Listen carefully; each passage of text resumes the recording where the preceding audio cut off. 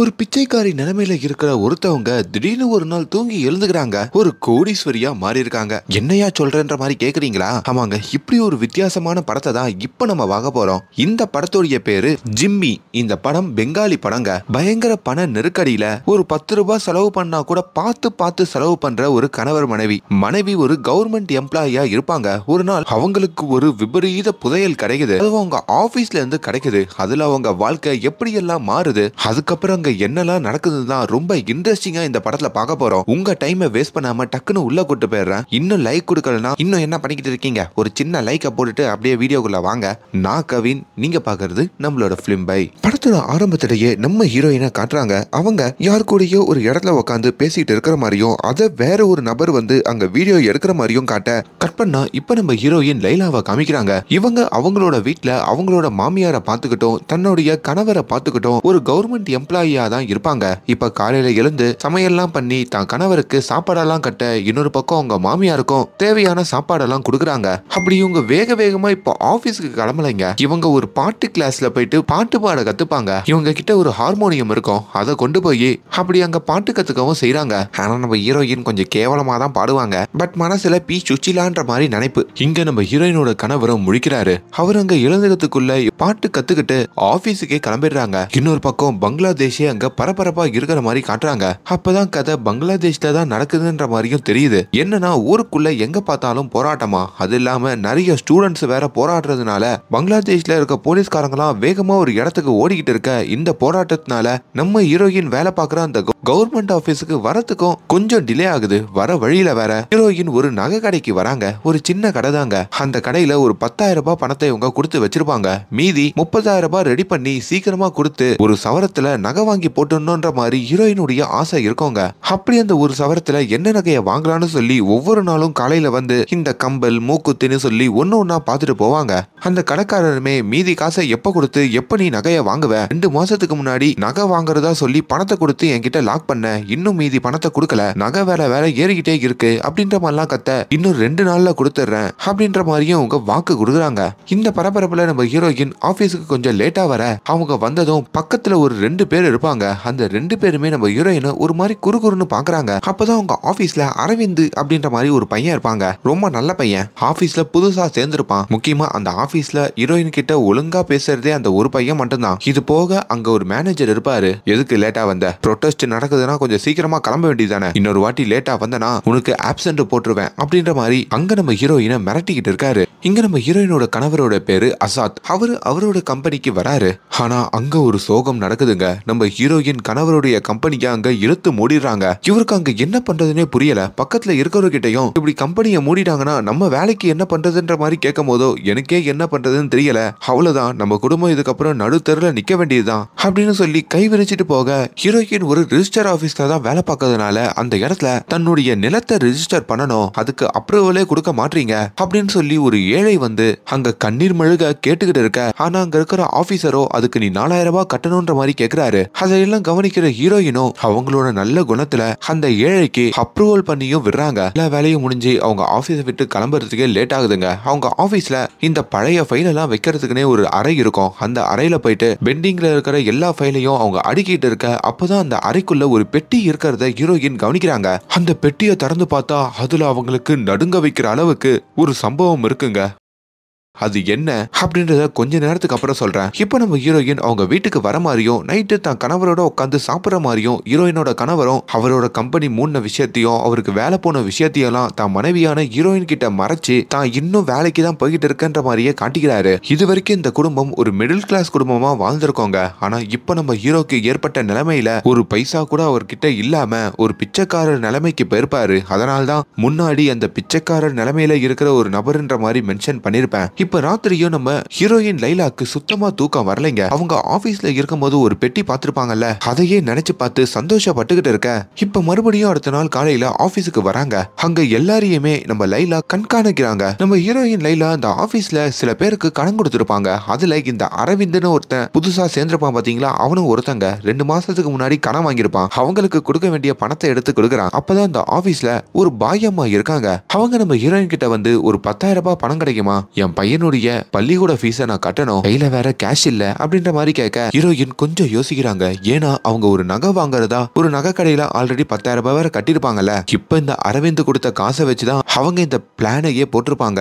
இப்ப அந்த கடையில வேற இவங்க பணத்தை கொடுக்கலாம், இவங்க ஆசைப்பட்ட மாதிரி அந்த ஒரு சவரன் நகையை வாங்க முடியாது. பட் இருந்தும் பாயம்மா ஏதோ எமர்ஜென்சின்னு கேக்குறாங்களே, பரவாயில்ல பாத்து போன்னு சொல்லிட்டு இப்ப அந்த பணத்தையும் அந்த பாயம்மா கிட்ட கொடுக்க இப்ப நேரா நகை கடைக்கு வராங்க. சார், என்னால இன்னைக்கும் பணத்தை ரெடி பண்ணி கொடுக்க முடியல, கண்டிப்பா அடுத்த மாசம் சம்பளம் போட்டதும் அதுல இருந்த அந்த ஒரு சவர நகைக்கான பணத்தை கொடுத்துடுறேன், அந்த நகையும் வாங்கிக்கிறேன். அது வரைக்கும் நான் கொடுத்த 10,000 ரூபாவை அப்படியே வச்சிருக்கீங்களான்னு கேட்க அதுல அந்த நகை கடைக்கார பயங்கரமா டென்ஷன் ஆகிறான். ஒரு பணத்தை ரெடி பண்ண முடியாம பிச்சைக்காரியா இருக்கிற உனக்கெல்லாம் எதுக்கு நகை?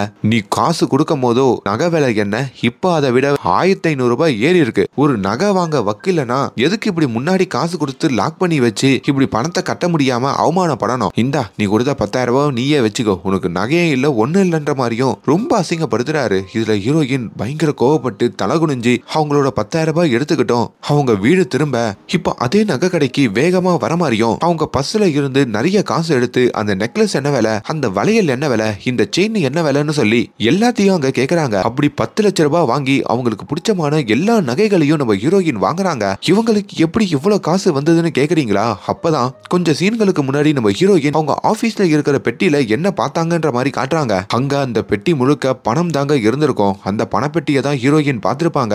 இப்ப அந்த பணப்பெட்டியை இவங்க எடுத்துட்டு வந்து அதுல 10 லட்சம் ரூபாய் செலவு பண்ணி தான் இப்ப இந்த நகைகள் எல்லாம் வாங்கியிருப்பாங்க. அப்படி அந்த பணப்பெட்டி யாருடையது? இதுக்கப்புறம் அவங்க மீதி இருக்கிற பணத்தை என்ன மாதிரி மறைக்க போறாங்க, என்னெல்லாம் வாங்க போறாங்கன்றது தான் இதுக்கப்புறம் பார்க்க போறோம். இப்ப வீட்டுல நம்ம ஹீரோயின் நகை போட்டு பாக்குறது எல்லாத்தையும் ஆபீஸ்ல இருந்து வர அவங்க கணவரும் பாக்குறாரு. என்னடி இவ்வளவு நகை இருக்கு, இதெல்லாம் எப்படி வந்ததுன்ற மாதிரி கேட்க, கொள்ளை அடிச்சுட்டு வந்தேன், இதெல்லாம் கோல்டுன்னு நினைக்கிறீங்களா, எல்லாமே கவரிங், இப்படி கவரிங்க கோல்டு மாதிரியே செஞ்சிருக்காங்கல்ல அப்படின்ற மாதிரி கணவர்கிட்டயே இந்த உண்மையை நம்ம ஹீரோயின் மறைச்சிடுறாங்க. ஆனாலும் நம்ம அசாதுக்கு எப்படி இந்த கவரிங் பாக்குறதுக்கு கோல்டு மாதிரியே இருக்குன்ற மாதிரி ஒரு சின்ன சந்தேகம் இருந்துகிட்டே தாங்க இருக்கு.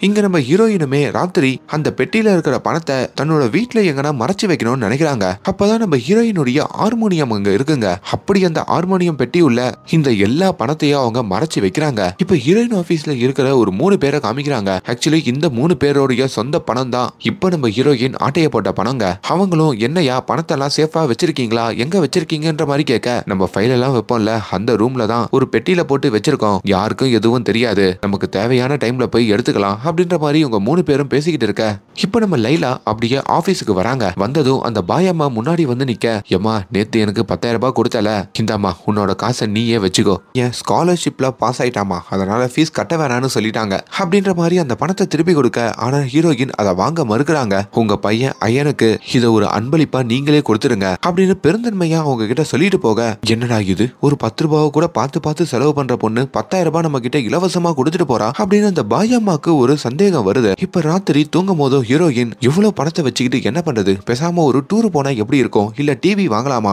ஆடம்பரமா வாழலாமா அப்படின்ற மாதிரி யோசிச்சுக்கிட்டு இருக்க, அப்பதான் கணவர்கிட்டையும் இவங்க பங்களாதேஷ்ல இருப்பாங்க, அங்க எங்க பீச்சுக்கு போனா ஒரு 400-500 கிலோமீட்டர் போக வேண்டி இருக்கும், என்ன ஒரு பீச்சுக்கு கூட்டிட்டு போங்கன்ற மாதிரி கேக்குறாங்க. ஐயோ பீச்சுக்கு எல்லாம் போனோம்னா பயங்கர செலவாகும், கிட்டத்தட்ட தமிழ்நாட்டுல இருந்து கோவா போச்சுன்னா எவ்வளவு செலவாகும், அப்படி ஒரு செலவு பண்ண வேண்டி இருக்கும். அதனால அவங்க கணவரும் வேணான்னு சொல்ல, ஆல்ரெடி அவங்க கணவருக்கு வேற வேலை போயிடுச்சுங்க, அதனால சமாளிக்க முடியாதுன்ற மாதிரி பயப்படுறாரு. ஆனா இவங்க போய் தான் ஆகணும்ன்ற மாதிரியும் அடம் பிடிக்கிறாங்க. செலவெல்லாம் தான் பாத்துக்கிறேன்னு சொல்லியும் இப்ப அடுத்த நாள் தன்னோட ஆபீஸ்ல வந்து மேனேஜர் கிட்டையும் ஒரு 3 நாளைக்கு லீவ் கேக்குறாங்க.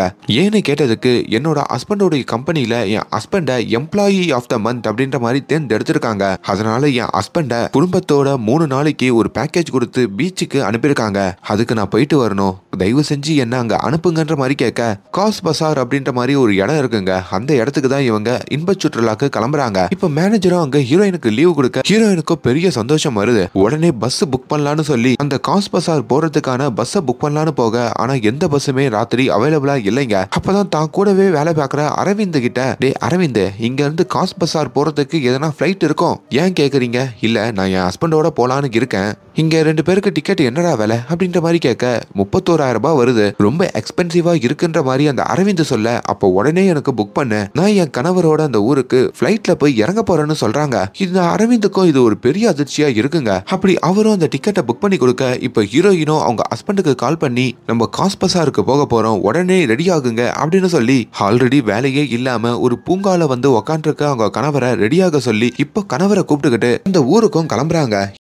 இன்னொரு பக்கம் அதே ஆபீஸ்ல இருக்கிற அந்த 2 எம்ப்ளாயி இருக்காங்க பாத்தீங்களா, அவங்களும் அந்த ஃபைல்ஸ் எல்லாம் வைக்கிற அந்த ரெக்கார்ட் ரூம்ல அவங்களோட பணம் கரெக்டா இருக்கான்னு செக் பண்ண வர அப்படி அந்த பெட்டியை திறந்து பார்த்தா உள்ள எல்லாமே தர்மாகோலா இருக்குங்க.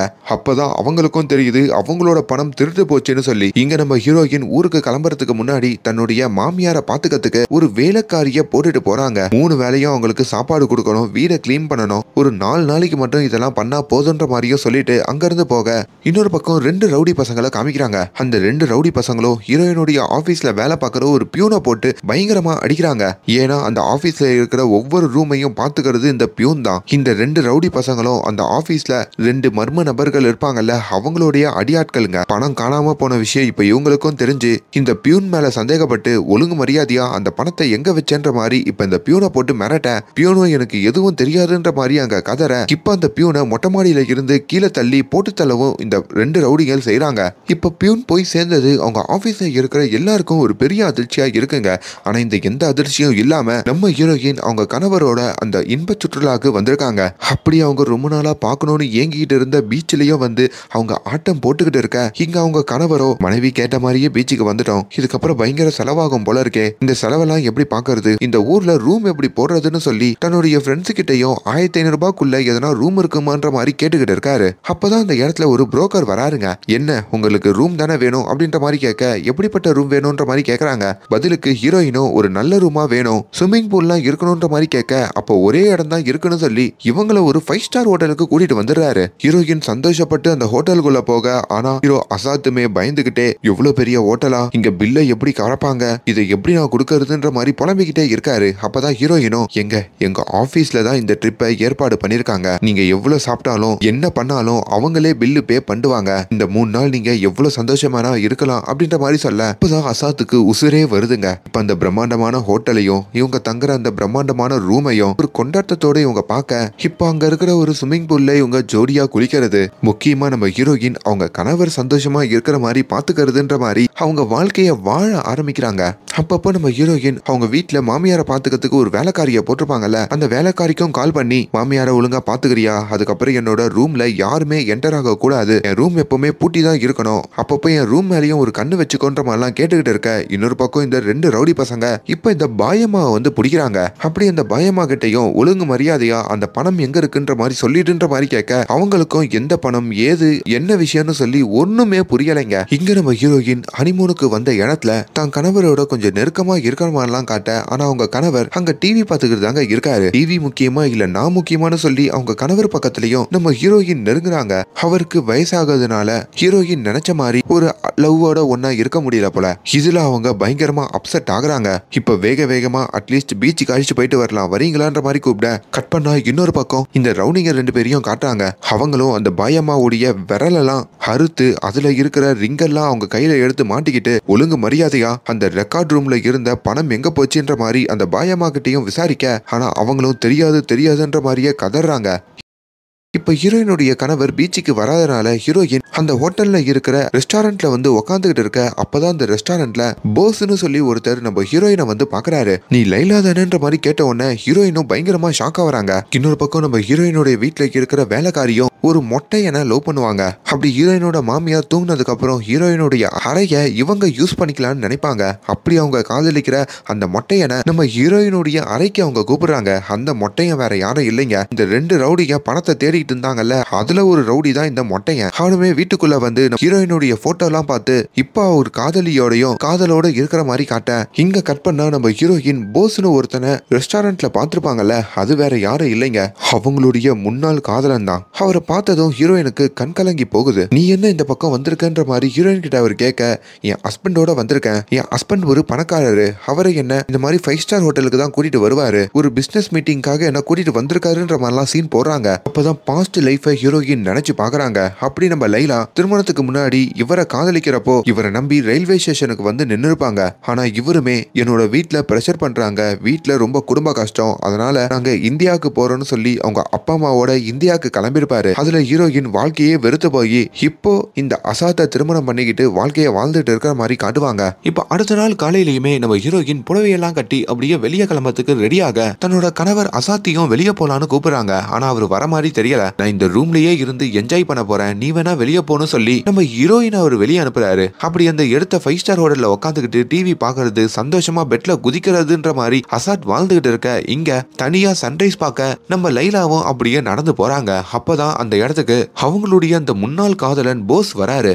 ஏன் சன்ரைஸ் என் கூட எல்லாம் வந்து பார்க்க மாட்டியா, வேணா வா 2 பேரும் போலான்ற மாதிரி அவர் பைக்லயும் உட்கார வச்சுக்கிட்டு அப்படியே நம்ம ஹீரோயினோட போறாரு. அப்படி ஒரு காட்டுக்குள்ளேயும் கூட்டிட்டு போறாரு. 2 பேருமே அவங்களுடைய பழைய விஷயங்கள் எல்லாம் பேசிக்க, என்னதான் நம்ம ஹீரோயின் இன்னொரு திருமணம் பண்ணியிருந்தாலும் இன்னமும் அவங்களோட ஆள் மனசுல இந்த போஸ் மேல ஒரு சின்ன ஃபீலிங்ஸ் இருக்குங்க. அவங்க பேசும்போதே கொஞ்சம் வழிஞ்சுதான் அந்த போஸ் கிட்ட பேசுவாங்க. போஸுமே எனக்கு இன்னொரு வாய்ப்பு கிடைச்சா உன்னை அப்ப விட்ட மாதிரி விட்டுற மாட்டேன், எப்பவுமே கூட இருப்பேன்னு சொல்ல, இதுல இன்னும் இவங்களுக்கு ஃபீலிங்ஸ் அதிகமாகுது. இதெல்லாம் தெரியாம இங்க அசாது எனக்கு ஒரு கிராப் லாலிபாப் கொடுங்க, கூட ஒரு பிரியாணி கொடுங்கன்ற மாதிரி ஹோட்டல்ல ஆர்டர் பண்ணிக்கிட்டு இருக்காருங்க. இப்பதான் அந்த பாயம்மாவை அந்த 2 ரவுடிகள்ல ஒருத்தன் பாத்துக்கிட்டு இருக்க, அப்ப அவருக்கு ஒரு கால் வருது. உடனே அந்த இடத்துல இருந்து கிளம்பிடு, ஊருக்குள்ள நிறைய போராட்டனால போலீஸ்லாம் நீ இருக்கிற ஏரியால நிறைய வீட்டுக்குள்ள நுழைஞ்சுக்கிட்டு இருக்காங்க, அப்படி அங்க வந்தா நீ மாட்டிப்பன்னு சொல்ல, அவருமே இப்ப அந்த பாயம்மாவை அங்க இருந்து ரிலீஸ் பண்ணி விட்டுறாரு. இன்னொரு பக்கம் அந்த ரவுடிகள்ல இன்னொருத்தனான மொட்டையன் நம்ம ஹீரோயினுடைய வீட்டு வேலைக்காரியோட ஹீரோயினோட ரூம்லயே ஒன்னா இருந்துட்டு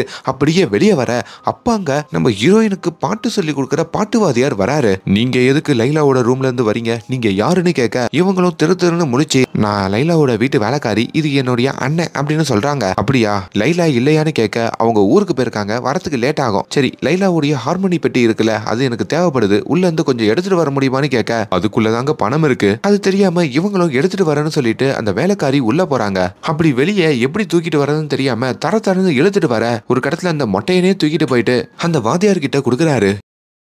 இன்னொரு பக்கம் லைலாவுமே தான் முன்னாள் காதலன் போஸோட ஒரு மலை உச்சியில உட்காந்து அப்படியே சன்ரைஸ பாத்துக்கிட்டு இருக்க, அவருக்கும் ஒரு சந்தேகம் வருது. வந்ததுல இருந்து உன் கணவர் உன்னை இப்படி பாத்துக்கிறாரு அப்படி பாத்துக்கிறாருன்னு சொல்லி பெருமை பீத்திக்கிட்டே இருக்கியே, அப்படி பாத்துக்கிறவரு எதுக்காக காலையில சன்ரைஸ் பார்க்கறது கூட வராம ரூம்ல தூங்கிக்கிட்டு இருக்காரு, உண்மையாலேயே உன் கணவரோட சந்தோஷமா தான் இருக்கியான்னு சொல்லி அப்படியே லைலா பக்கத்துலயும் அவர் வர, ஆனா லைலா அந்த இடத்துல கொஞ்சம் சிரிச்சிட்டு அவசரப்படாத தம்பின்னு சொல்லிட்டு அங்க இருந்து குடுகுடுன்னு ஓடிடுறாங்க.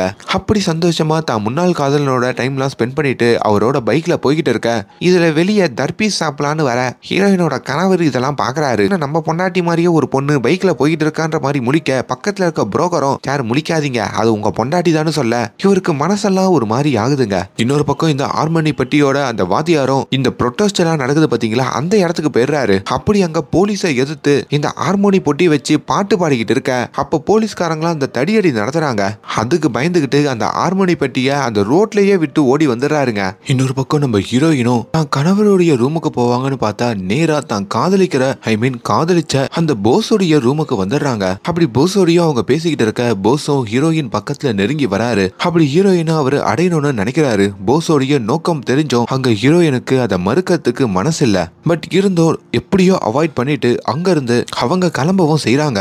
அவ்வளவுதாங்க. இப்ப நம்ம ஹீரோயின் வந்து அந்த 3 நாளும் முடிவடையுது. நேரா தான் கணவர்கிட்டயே வந்து கிளம்பலாமான்னு கேட்க, ஆனா ஹீரோயின் கிட்ட முஞ்சு கொடுத்து பேசுற அளவுக்கு கூட கணவருடைய மனநிலை இல்லைங்க. தான் மனைவி மேல அப்படி ஒரு சந்தேகத்துல அவர் இப்ப இருக்காரு. நேரா ஊருக்கு வந்ததும் அந்த பாயம்மாவை தான் நம்ம ஹீரோயின் வந்து பாக்குறாங்க. பாயம்மாவுடைய கையில ஒரு கட்டு இருக்குங்க. என்னன்னு கேட்கும் போதோ வெங்காயம் அறியும் போதோ கையில அடிபட்டுச்சுன்ற மாதிரி சொல்ல, அப்ப அவங்க மகன் போயிட்டதுக்கு அப்புறம் நம்ம ஹீரோயின் கிட்டையும் நீ கொஞ்சம் ஜாக்கிரதையா இரு, வெங்காயம் அறியறப்பெல்லாம் என் கையில அடிப்படல, 2 ரவுடி பசங்க தான் இப்படி பண்ணிட்டாங்க, நம்ம ஆபீஸ்ல ஏதோ பணத்தை காணுமா, எல்லாரையும் கூப்பிட்டு மிரட்டிக்கிட்டு இருக்காங்க, எனக்கு தெரிஞ்சு அந்த பியூனை கூட அவங்க தான் எதனா பண்ணிருப்பாங்களோன்ற ஒரு சந்தேகம் இருக்கு அப்படின்னு சொல்ல, இதுல நம்ம ஹீரோயினுக்கு ரொம்ப பயமாகுது. ஒரு நாள் அவங்க ஆபீஸுக்கு ரிக்ஷால வந்து இறங்குறாங்க. அப்ப அவங்க கையில ஒரு 500 ரூபாய் நோட்டு இருக்குங்க. ரிக்ஷாக்காரரோ சில்லறை இல்லைன்னு சொல்ல, அப்ப அவங்க ஆபீஸ்ல வேலை பார்க்குற அந்த கண்ணாடிக்காரர் இருக்காருல, அவர்கிட்டையும் பணத்தை எக்ஸ்சேஞ்ச் பண்ணலான்னு வராங்க. அப்படி சில்லறை மாத்திட்டு அந்த ரிக்ஷாக்காரர்கிட்ட கொடுக்கும் போது தான் நம்ம ஹீரோயின் கொடுத்த பணத்தை அந்த கண்ணாடிக்காரர் பாக்குறாரு. அதை பார்த்ததும் தான் அவருக்கு தெரியுது,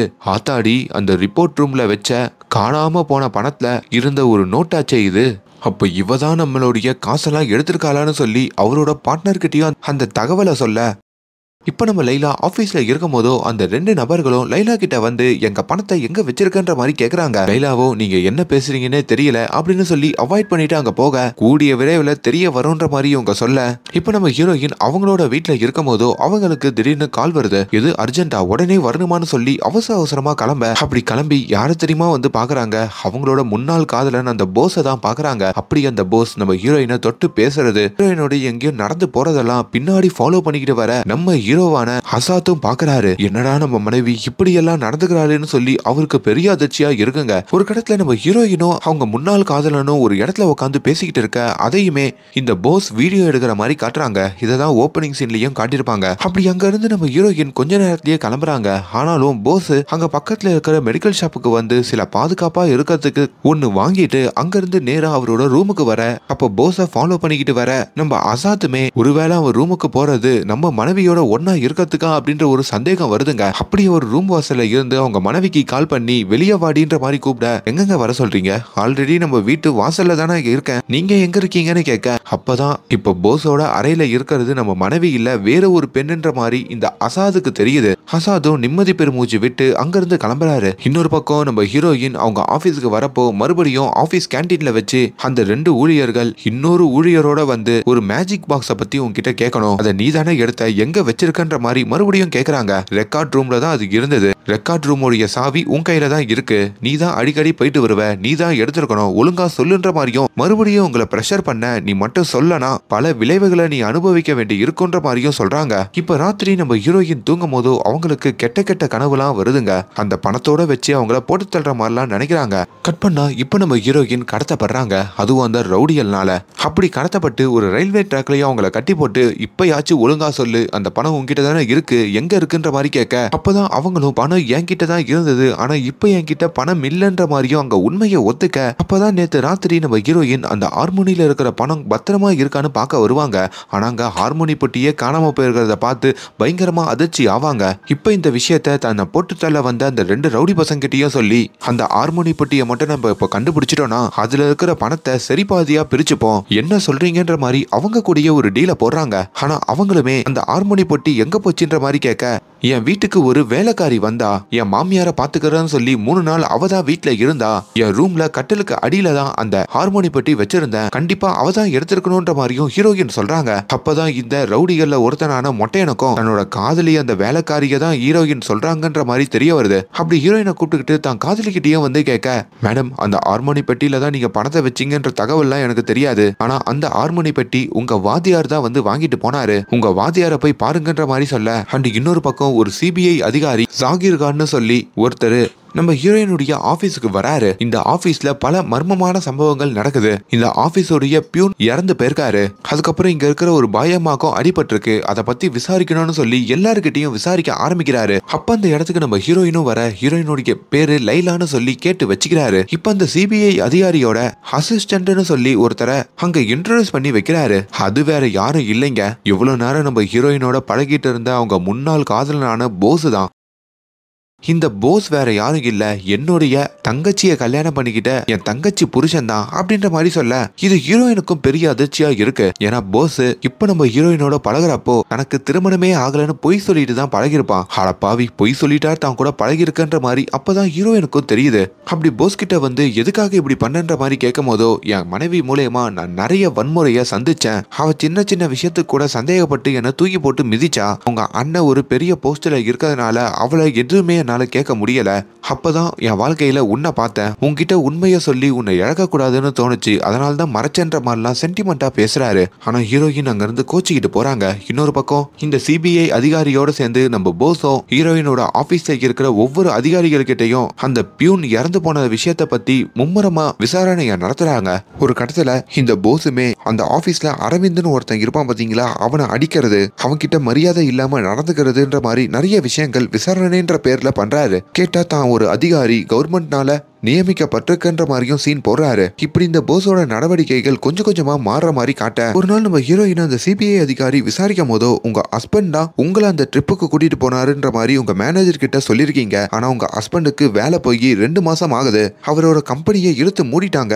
அப்ப எப்படி இந்த ட்ரிப்புன்ற மாதிரி கேட்க ஹீரோயினுக்கும் அங்க என்ன பதில் சொல்றதுன்னு தெரியல. அப்பதான் அவங்களுக்கும் தான் கணவருக்கு வேலை போயிடுச்சுன்ற விஷயமும் தெரிய வருது. அடுத்த நாள் கணவர் வழக்கம் போல வேலைக்கு கிளம்புற மாதிரி ஹீரோயின் கிட்ட நடிக்க இதையெல்லாம் ஹீரோயினும் ஒரு கோபத்தோட பாக்குறாங்க. இன்னொரு பக்கம் இந்த 2 ரவுடிகளும் நம்ம ஹீரோயினுடைய வாதியார புடிச்சு வைக்க அப்படி ஹீரோயினுக்கு வீடியோ கால் பண்ணி உன் வாதியார போட்டு அடிச்சிட்டோம், அவன் அந்த ஹார்மோனி பட்டிய போராட்டம் பண்ண இடத்துலயே விட்டுட்டு வந்துட்டானா, நீயே இது உண்மையா இல்லையான்னு சொல்லுன்ற மாதிரியும் சொல்ல வைக்க அட பாவீங்களா எதுக்குயா என் வாதியார போட்டு அடிச்சிங்க, நார்மலாவே கேட்டுக்கலாமேன்ற மாதிரி அவங்களும் சென்டிமெண்ட் ஆகுறாங்க. அப்பதான் இந்த ரவுடிங்க இன்னும் எல்லை மீறி அந்த வாதியார போட்டு தள்ளானே போக அப்ப அந்த இடத்துக்கு இந்த போஸ் வராரு. உங்க ஜிபிஎஸ் வச்சு ட்ராக் பண்ணி தான் இங்க வந்தேன், இங்க என்ன நடக்குது, எந்த பணத்துக்காக இந்த வாதியார போட்டு மிரட்டிக்கிட்டு இருக்கீங்க, ஒழுங்கா சொல்லுங்கன்ற மாதிரி கேட்க அப்பதான் இந்த ஆபீஸ்ல அந்த பியூனை போட்டு தள்ளினதும் நாங்க தான், அவங்க கிட்ட விசாரிக்க தான் போனோம், அவன் தான் மொட்டை மாடியில இருந்து தெரியாம கீழே விழுந்துட்டான், அதுக்கப்புறம் பாயம்மாவோட கையை உடைச்சதும் நாங்க தான், இதெல்லாம் நாங்க பண்ணது அந்த ஆபீஸ்ல இருக்கிற கோடிக்கணக்கான பணத்தை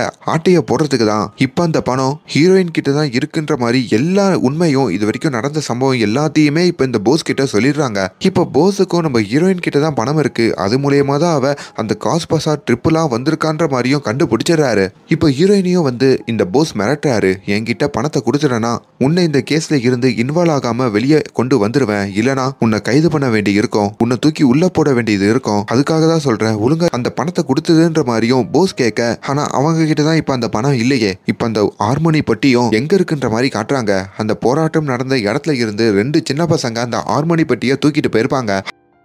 அதே சமயத்துல ஒரு முக்கியமான செய்தி வருது. அதாவது பங்களாதேஷோடைய பிரைம் மினிஸ்டர் அந்த நாட்டை விட்டு எங்கேயோ போயிட்டாராம். அதனால அரசாங்கமே அங்க மாறி போகுது, மிலிட்டரியோடைய கண்ட்ரோலுக்கு வருது. அது வரைக்கும் கவர்மெண்ட் எம்ப்ளாயியா இருந்த எல்லாருமே அவங்களோட வேலைகளை இழக்கிறாங்க. இங்க ஹீரோயினுக்கும் அவங்க ஆபீஸ்ல இருந்த அந்த கண்ணாடிக்காரரு அப்புறம் இன்னும் 2 பேர் மூலயமா மிரட்டல்கள் அதிகரிக்க அப்பதான் ஹீரோயினோட கணவர் இந்த அசாத்து ஒரு நாள் கை உடைஞ்சு போன நிலைமையில தான் வீட்டுக்கு வராரு. இதுக்கு காரணம் ஆபீஸ்ல வேலை பார்க்கிற நபர்கள் தான் சொல்லி ஹீரோயின் நினைக்க, ஆனா அசாத்தும் இதுக்கு காரணம் அவங்க இல்ல, எல்லாம் உன்னோட முன்னாள் காதலன் தான், எனக்கு தெரியும் நீ அவனோட சுத்தினது, அவனோட பழகுனது, அவன் ரூம் வரைக்கும் போனது எல்லாத்தையும் நான் பார்த்தேன், இதோ வீடியோ கூட எடுத்து வச்சிருக்கேன்னு சொல்லி அந்த வீடியோவெல்லாம் காட்ட என் கை இப்போ உடஞ்சு போனதுக்கு யார் தெரியுமா காரணம், ஒரு நாள் நைட்டு வீட்டுக்கு வந்துட்டு இருக்கும் போதோ 2 ரவுடி பசங்க வந்தாங்க, என்னோட கையை போட்டு திருப்பினாங்க, அதுக்கப்புறம் முன்னாள் காதலன் அந்த அசாத்து கிட்ட வந்து பணம் வாங்கினாங்க, நான் கண்கூடா பார்த்தேன், அவன் தான் என்ன இப்படி பண்ணிட்டான்ற மாதிரி சொல்ல இதுல ஹீரோயினுக்கு அந்த அசாத் மேல பயங்கர கோவம் வருது. அவனை எப்படின்னா பழி வாங்கணும், அவனோட சேர்த்து அந்த சிபிஐ அதிகாரி இந்த கேஸ் இந்த பணம் எல்லாமே இந்த எல்லா பிரச்சனைகளை இருந்தும் வெளியே வரணும்னு நினைக்கிறாங்க. அப்பதாங்க இந்த பணம் இந்த ஆபீஸுக்கு வந்தது, எதுக்காக இந்த ஆபீஸுக்கு வந்ததுன்ற விஷயத்த கண்டுபிடிச்சா நம்ம இந்த பிரச்சனையில இருந்து வெளியே வரலான்னு சொல்லி இவங்க ஆபீஸ்ல ஒரு உண்மையான பையன் இருப்பான்ல அரவிந்த், அந்த பையன் கிட்டயும் இந்த உண்மையெல்லாம் சொல்லி அதை கண்டுபிடிக்கவும் இறங்குறாங்க. அது மூலயமா அவங்களுக்கு ஒரு முக்கியமான தகவல் தெரிய வருது. அடுத்த நாள் காலையில நம்ம ஹீரோயினும் அந்த சிபிஐ அதிகாரி அழைக்கிறாரு. போஸ் கிட்ட ஹீரோயின் காசு கொடுக்காதனால அந்த போஸ் சிபிஐ அதிகாரியான அவங்க பொண்டாட்டியோட அண்ணன் கிட்ட உண்மையை சொல்லிடுறாரு போல. இப்ப அவருமே நீதான் இந்த காசை எடுத்தன்னு தெரிஞ்சிருச்சு, ஒழுங்கா அந்த காசை கொடுத்துரு, காசை என்கிட்ட இப்ப நீ கொடுத்துட்டனா கேஸ் இல்லாம உன்னை தப்பிக்க வச்சிடுறேன், காசை நான் எடுத்துப்பேன், அப்படி நீ காசை கொடுக்கலனா உன் மேல இந்த கேஸை போடுவேன், உன்னுடைய குடும்பத்தையே ஜெயில அடைப்பேன், என்ன சொல்றன்ற மாதிரி கேட்க அப்பதான் அவங்க ஒரு உண்மையை சொல்றாங்க. நேத்துதான் இந்த ஆபீஸுக்கு எப்படி இந்த காசு வந்ததுன்ற மாதிரி தேடின, அதுல ஒரு முக்கியமான டாக்குமெண்ட் மிஸ் ஆயிருக்கு. அதாவது இங்க ஒரு கம்பெனி ஆரம்பிச்சிருக்காங்க, அந்த கம்பெனிக்கு இல்லீகலா எலக்ட்ரிசிட்டி எடுக்கிறதுக்கு நம்ம ஆபீஸுக்கு அவங்க லஞ்சம் கொடுத்திருக்காங்க, அதனால நம்ம கவர்மெண்ட் கணக்குக்கு போகாம நிறைய ஃபைல்ஸை மறைச்சி வச்சிருக்கோம். அப்படி அந்த ஃபேக்டரிக்கு உதவியா இந்த ஆபீஸோட மேனேஜர்ல இருந்து இங்க வேலை பார்க்குற 4 பேர் இருந்திருக்காங்க, கூட ஒரு சிபிஐ அதிகாரியும் அவங்களுக்கு உதவி பண்ணிருக்காரு, அது வேற யாரும் இல்ல நீங்க தான். இப்போ நான் உங்களுக்கு 2 ஆப்ஷன் கொடுக்குறேன். ஒன்று மேல பழிய போட்டு என்ன ஜெயிலுக்குள்ள தள்ளுங்க, அப்படி தள்ளினா நான் உங்க மேல இருக்கிற பழிய வெளியே சொல்லிடுவேன், அப்படி இல்லையா என் ஆபீஸ்ல இருக்கிற மேனேஜர்ல இருந்து இதுல இன்வால்வ் ஆன என் ஆபீஸ் ஸ்டாஃப் வரைக்கும் எல்லாரையும் அரெஸ்ட் பண்ணி உள்ள போடுங்க. இதுதான் உங்களுக்கு கொடுக்குற 2 ஆப்ஷன்ன்ற மாதிரி சொல்ல அதுல அவரு 2வது ஆப்ஷனை சூஸ் பண்றாரு. அப்படி அந்த இடத்துல இதுவரைக்கும் ஹீரோயினுக்கு இடைஞ்சலா இருந்த எல்லாரையுமே அரெஸ்ட் பண்றாங்க. அந்த ரவுடிகள் முறக்கொண்டு எல்லாரையும் அரெஸ்ட் பண்ணி உள்ள தள்ள இப்ப அந்த மிஸ்ஸிங் ஆன ஃபைல் எல்லாம் நம்ம ஹீரோயின் மீட்டு அந்த சிபிஐ அதிகாரிகிட்டையும் கொடுக்க அது மூலயமா சிபிஐ அதிகாரிக்கும் கவர்மெண்ட்ல இருந்து பதவி உயர்வு கிடைக்குது. இன்னொரு பக்கம் உங்ககிட்ட இன்னொரு முக்கியமான விஷயத்த சொல்லணும் அப்படின்னு அவங்களுடைய தங்கச்சி புருஷனான இந்த போஸை பத்தி ஒரு விஷயத்த போட்டு கொடுக்குறாங்க. அதாவது இந்த போஸ் திருமணத்துக்கு அப்புறமும் தான் கூட இப்படி தொடர்பு வச்சுக்கிட்ட விஷயத்தெல்லாம் அங்க போட்டு கொடுக்க இப்ப இந்த போஸுக்கு ஒரு கால் வருது. அவங்களோட பொண்டாட்டி தான், ஏண்டா போஸே வேலைக்கு போறேன்னு சொல்லி ஏதோ பீச்சுக்கு போய் ஒரு பொண்ணோட ரூம்லாம் போட்டியாமே, உனக்கு அவ்வளவுதான் மரியாதை, ஒழுங்கா வீட்டுக்கு வா, உன்னை போட்டு புரட்டி எடுக்க போறேன் அப்படின்னு சொல்லி பயங்கரமா அவங்க கத்த இப்ப இங்க போஸும் லாக் ஆகுறாரு. அட்லாஸ்ட் இப்ப நம்ம ஹீரோயின் அவங்களோட வீடு திரும்ப தான் கணவர்கிட்டயே நடந்த விஷயத்துக்கெல்லாம் மன்னிப்பு கேட்டுட்டு இதுக்கப்புறம் நம்ம 2 பேரும் சந்தோஷமா வாழ்வோன்ற மாதிரியும் வாக்கு கொடுக்குறாங்க. அண்ட் அட்லாஸ்ட் அவங்க கணவரும் அந்த ஹார்மோனி பொட்டி எங்க தான் போச்சு, மீதி பணம் எங்கன்ற மாதிரி கேட்க அப்பதான் கொஞ்சம் சீன்களுக்கு முன்னாடி நம்ம ஹீரோயினுடைய வீட்டு வேலைக்காரி அந்த ஹார்மோனி பெட்டிய இந்த சின்ன பசங்க தான் வச்சிருந்தாங்கன்னு சொல்லி திருப்பி எடுத்துட்டு கொடுத்துருப்பாங்க. இப்ப அந்த பணம்லாம் அந்த ஹார்மோனி பெட்டிக்குள்ள பத்திரமா தாங்க இருக்கும். அட்லாஸ்ட் இப்ப எல்லா பணமும் நம்ம ஹீரோயின் கையிலேயே வருது. அது மூலயமா இப்ப அவங்க சந்தோஷமா வாழ்ற மாதிரி இந்த படம் ரொம்ப சாட்டிஸ்பேக்ஷனா முடியுது. ஒரு வித்தியாசமான படம் பார்க்கணும்னு நினைக்கிறவங்க கண்டிப்பா இந்த படத்தை ட்ரை பண்ணி பாருங்க. பெங்காலி படம் எப்பவுமே நம்மளை ஏமாத்தாது. அண்ட் மேலும் இந்த மாதிரியான வீடியோஸை தொடர்ந்து பார்க்கறதுக்கு நம்மளோட சேனலை சப்ஸ்கிரைப் பண்ணுங்க. Thank you so much.